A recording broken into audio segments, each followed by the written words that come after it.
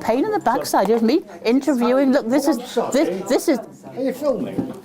Well, yes, of course.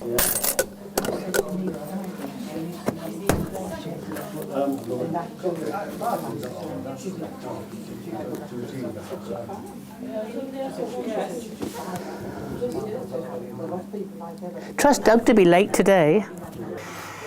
My name is Mr. Douglas Ryder. Then I managed to get where they have all your cases up on the merry-go-round thing. They took everything out of my suitcase, every single thing, and it was going around on the carousel, and of course I hastily packed it up. They made me strip 3 times going through cameras before I got through to the airport lounge. And then while I was in the airport, you cut half of this out, while I was in the airport, this Arab man with rowing ropes, he sat beside me, and the vicar had already told me not to let them take me off anywhere, because you know you could have got lost in the system. I was the last telegram boy in Wadebridge. Well, it's a very exciting game. My heart used to go pump, pump, pump. Is he going to notice my trap, or isn't he not, you know? They were lovely times. You know, it was a very sad time in the war. I shouldn't say, you know, with lovely times, but actually it was. You know, we had a wonderful time actually during the war. Yes, but, yes, indeed. You know, yes. And we worked hard and we played hard. Yes, you that's played right. hard. We did, yes. indeed. Anyway, on the journey up from Padstow, a favourite would be for us was we would all get in the lavatory and do our business, those that could, and wait for the train to hit the level crossing. And as it was hitting the level crossing, we would hit the flush and drop everything in the middle of the level crossing right outside Doug Lang's fish and chip shop. So, Delivered telegrams like from the Queen on her, say, 100th birthday or anything like that. Anyhow, this Arab sat beside me, and he started jabbling away, so I thought, well, I want to get away. I was a bit nervous, so I thought, I'll get myself a cup of tea.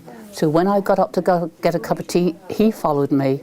And now then, I'm not sure whether it was the last train completely, or whether it was just the North Cornwall line. But it was funny because it was so packed. We went from here down to Padstow and then back up. That they were putting the children in the luggage racks because they were afraid of them being hurt on the floor, because not only the seats full but the aisles were full as well. I can't describe the feeling of being at sea without any land in sight. It is I can understand why these yachtsmen do this terrible job, because when you're out there all by yourself, I used to stand in the sort of gunnels and just look at these great waves, and you think, how can we manage? How can this ship get through this sort of thing? It's a remarkable feeling, and it's only comparable, I think, when you, for the very first time, approach a port you haven't been before. And when you suddenly see Gibraltar coming into view, your old heart doesn't half beat. Yeah, I remember on a push bike. Yes, I do. Yes. Used to cycle, I don't know, 5 or 6 miles for this post round of mine, or more. Yeah, then the next round was a walking round. I had to walk miles. And the second one, and the third one was another cycling round. Third one. All on one day? No. Different. No. No. Oh, no. No, not in the same. No. Oh, no. I used to do the post round first, you see. Come back up to Wadebridge about 10:30 in the morning. And after that, work indoors. And there was any telegrams come in, I used to go out with them. They were... Happy birthday if somebody died. That was a mistake. No, would you mind stop that woman interrupting, please? When every time I moved, so this man moved with me. Well, that terrified me. Anyhow, I had an overnight bag with all the night dress and soap and everything in it. So the final one, getting through we got through the final doors, and I could see the airplane on the tarmac because we had to walk to it. So I kept walking. Well, in the meantime, this man has said to me, this Arab, I'll hold your overnight bag. Well, I didn't want to part with it, but anyhow, I did, because I knew my purse and wallet wasn't in it. When I got to the airplane and looked back, he wasn't following me. They'd arrested him because they'd turned out the bag and it was all feminine clothes and lipstick and everything, and night dresses and pants and everything. So anyhow, he must have explained it away. We get on the airplane and he sits beside me. Yes, you lose yourself in the game. Same as you do in a book. I mean, you know, you read a book, you get into another world, don't you? There was a programme on television recently about dreams, and I thought it was rubbish. The chief, well, I don't know what they call him, chief scout or whatever he was. We was outside shouting a bit, me and two or three other boys, and he come out my door and grabbed hold of me and pulled me in there like. They was all in there going like this, dib, dob, dab, and I started laughing, and he chucked me out the door again. I went to church once, chapel once. I always say I'm a Methodist. I only went once when I was a kid. I've had a lot of fun in my time. I'm never afraid of anything. Yeah, amazing. I've been frightened.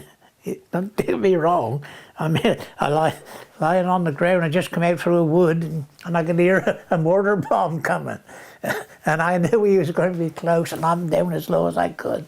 And he hit with, well, nearly as close as from me to you. But it was a smoke one. If it had been high explosive, I wouldn't be here now. But for me, my favourite journey would be by train. From Bodmin North Railway Station, which was situated close to where the Sainsbury's supermarket is now in Bodmin. And the railway station itself was situated a few yards from where the Sainsbury's supermarket is. Where Sainsbury's is situated was a goods marshalling yard.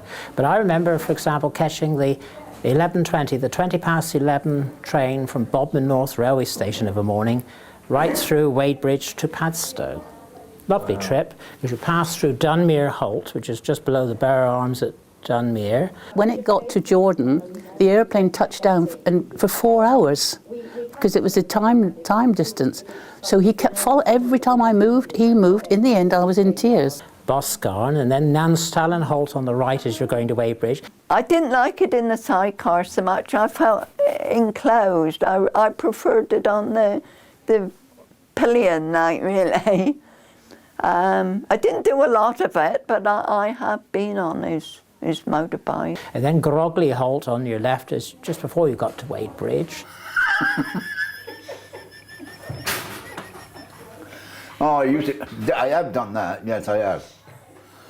When it was her birthday, I found out when it was, and used to sing them happy birthday, and there people from London area used to come down to Wadebridge, and then I used to sing happy birthday to them when I knew when their birthday was, you see, and that was it.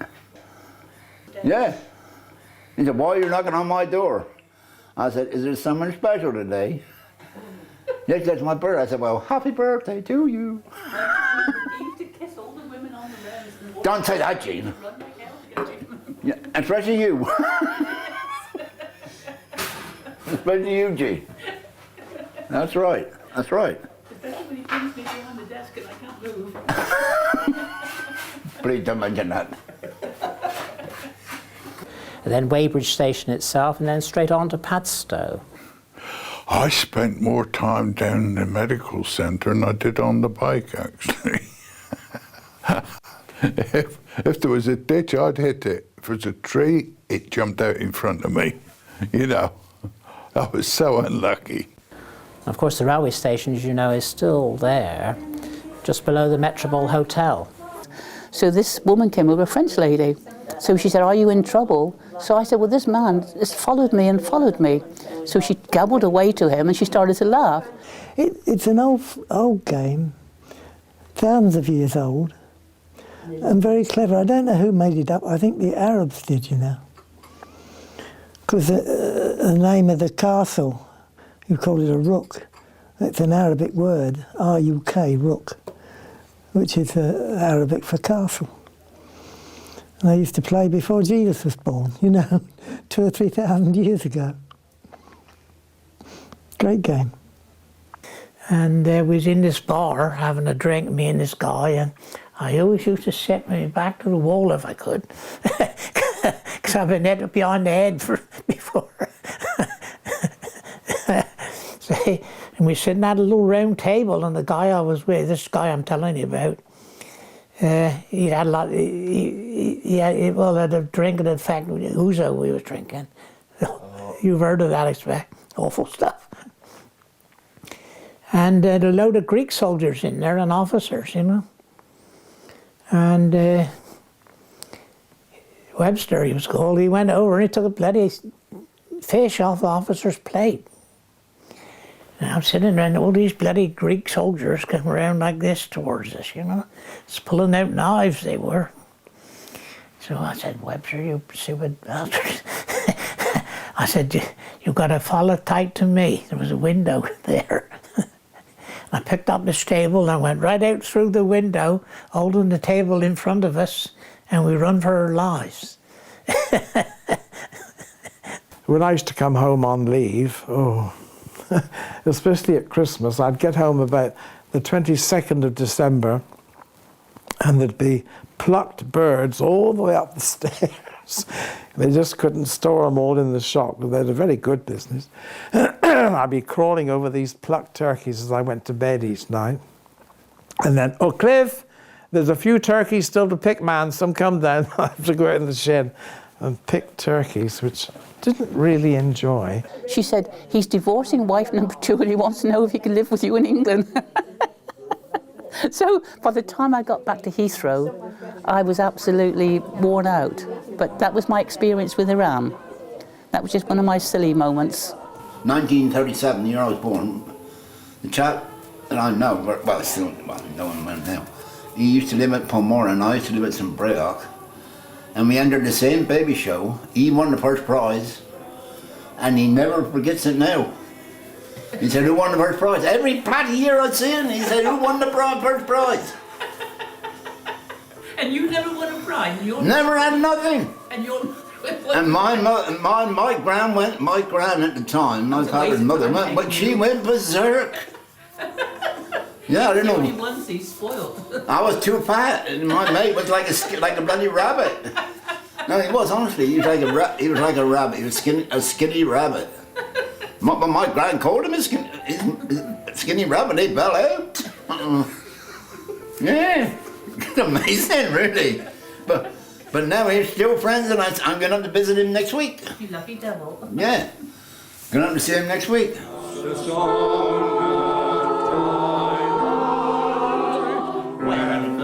You want my friend? Oh, you got it? Yeah. There's a bit under there. Is there? I thought there was something missing. I thought there was a bit missing teeth. And I know where it's still right between my ears. That's why I don't worry about you, because you've got a little bit missing. And that's why you let me keep me behind the ear.